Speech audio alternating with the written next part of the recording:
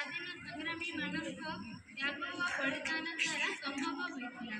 ନେତାଜୀ ସୁଭାଷ ଚନ୍ଦ୍ର ବୋଷ, ମହାତ୍ମା ଗାନ୍ଧୀ, ବାଜି ରାଉତ, ମଙ୍ଗଳ ପାଣ୍ଡେଙ୍କ ଭଳି ଭାରତ ମାତାର ମାନଙ୍କୁ ତ୍ୟାଗ ଓ ବଳିଦାନକୁ ସ୍ମରଣ କରିବା ପାଇଁ ଆମେ ପ୍ରତିବର୍ଷ ସ୍ୱାଧୀନତା ଦିବସ ପାଳନ କରୁଛେ।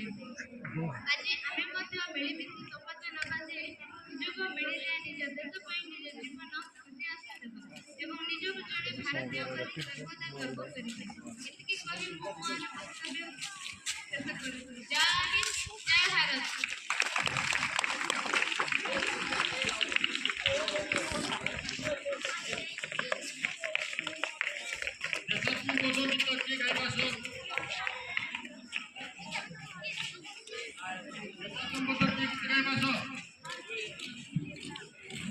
पाठ मतलब पहले आराम से ना कौन काट लेते हैं आराम से खाए ना जैसा रहता है खाए रहता है